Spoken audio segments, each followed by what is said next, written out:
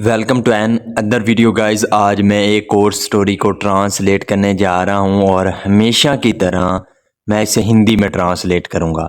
इस वीडियो में मैं आपको वर्ड बाय वर्ड मीनिंग के बारे में बताऊंगा और साथ में ग्रामर के पार्ट को भी कवर करूंगा। तो आपसे गुजारिश है कि इस वीडियो को लास्ट तक ज़रूर देखिएगा ताकि आप इसको अच्छे तरीके से समझ सकें। तो वीडियो शुरू करते हैं। वीडियो का जो टाइटल है वो है प्राइड एंड वेल्थ। प्राइड का मतलब होता है घमंड और वेल्थ कहते हैं दौलत को। तो इसका क्या मतलब हुआ? प्राइड एंड वेल्थ, घमंड और दौलत। तो ये था हमारा टाइटल। इसको मजीद पढ़ते हैं। Once a rich jeweller and an iron merchant were going somewhere along with their donkeys. Once एक बार, और रिच का मतलब होता है अमीर, ज्वेलर कहते हैं जोहरी को। तो एक अमीर जोहरी, एंड एन आयरन मर्चेंट और एक लोहे का व्यापारी। आयरन का मतलब होता है लोहा, मर्चेंट कहते हैं व्यापारी को। तो एक लोहे का व्यापारी वर गोइंग समवेयर। वर गोइंग वो जा रहे थे। यहाँ पे वर के साथ वर्ब की फोर्थ फॉर्म का प्रयोग किया गया है। ये हमारा पास्ट कंटिन्यूअस टेंस का वाक्य है और इस तरह के वाक्य के आखिर पर रहा था, रही थे आता है। तो कहीं जा रहे थे। अलोंग विद का मतलब होता है के साथ। तो देयर डोंकीज अपने गद्दों के साथ। तो अपने गद्दों के साथ वो कहीं जा रहे थे। तो इसका क्या मतलब हुआ? Once a rich jeweller and an iron merchant were going somewhere along with their donkeys. एक बार एक अमीर जोहरी और जो लोहे का व्यापारी था वो कहीं जा रहे थे अपने गद्दों के साथ।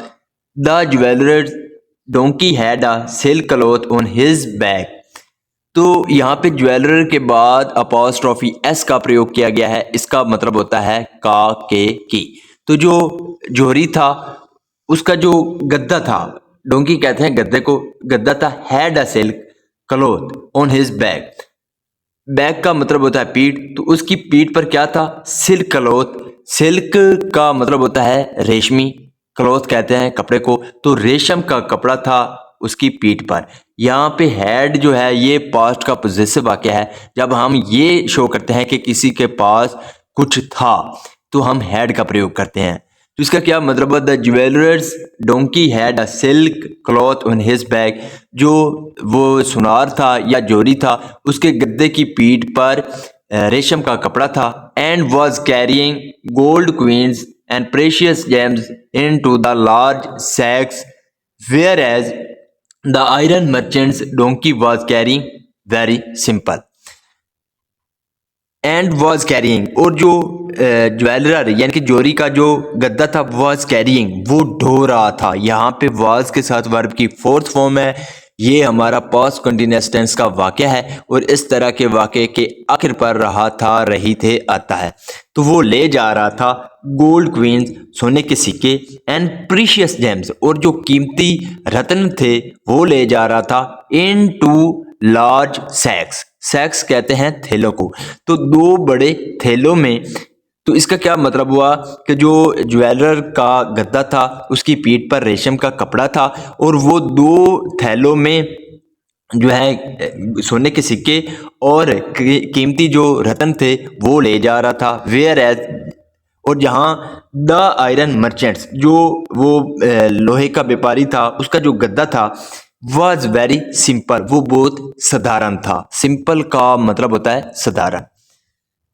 ही was carrying some iron tools in his sacks. He was carrying वो ले जा रहा था। कैरी का मतलब होता है ढोना, ले जाना।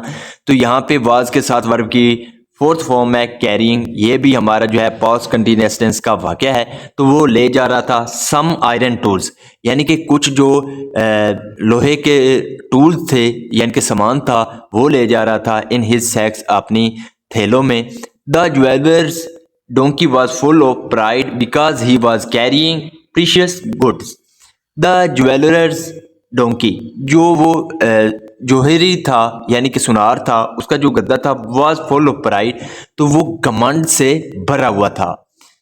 बिकॉज क्योंकि ही वॉज कैरिंग वो ढो रहा था या ले जा रहा था, प्रीशियस गुड यानी कि कीमती जो सामान था वो ले जा रहा था।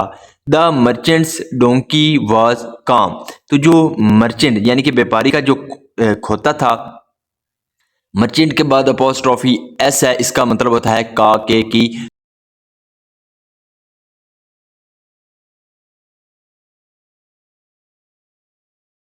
जो व्यापारी का खोता था वाज काम, तो वो काम था यानी कि वो सुकून में था। यहाँ पे हम इसको काम पढ़ेंगे, यहाँ पे एल जो है वो साइलेंट है। As they were passing through a forest, as जैसा कि दे वर पासिंग थ्रू वो गुजर रहे थे, पास थ्रू का मतलब होता है कहीं से होकर गुजरना। As they were passing through a forest, जैसा कि वो एक जंगल से होकर गुजर रहे थे।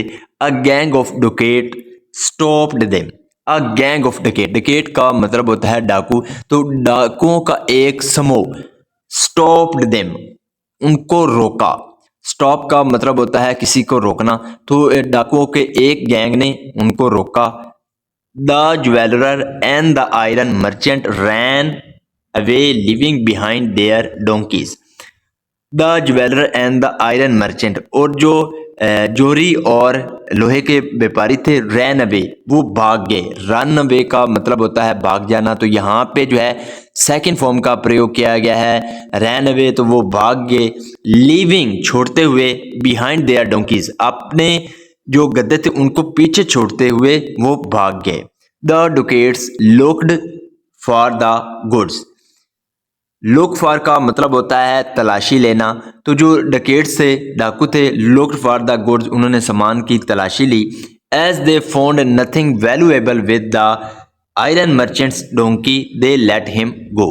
एज जैसा कि दे फाउंड नथिंग उनको कुछ भी नहीं मिला, वैल्यूएबल यानी कि कोई भी जो कीमती सामान था वो नहीं मिला, with the iron merchant's donkey जो लोहे के व्यापारी का खोता था उसके पास से उन्हें कुछ भी कीमती जब सामान ना मिला, दे लेट हिम गो उन्होंने उसको जाने दिया।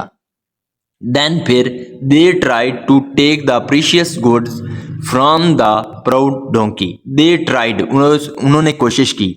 ट्राई का मतलब होता है कोशिश करना, यहाँ पे सेकंड फॉर्म है ट्राइड, तो उन्होंने कोशिश की टू टेक लेने की, द प्रीशियस गुड जो कीमती सामान था वो लेने की कोशिश की, फ्रॉम द प्राउड डोंकी जो घमंडी गद्दा था उससे उन्होंने क्या किया, कीमती सामान लेने की कोशिश की।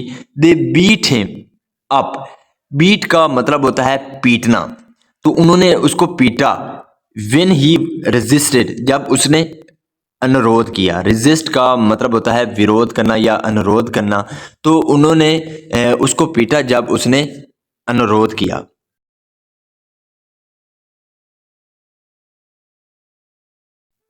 ही देन फिर उसने क्या किया, लर्नड सीखा, डैट के pride and wealth invite trouble, कि जो घमंड है और वेल्थ है इनवाइट वो क्या करती है, अमृत करती है ट्रबल परेशानी को।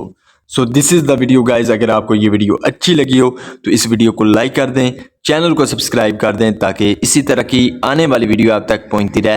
Have a nice day, good bye.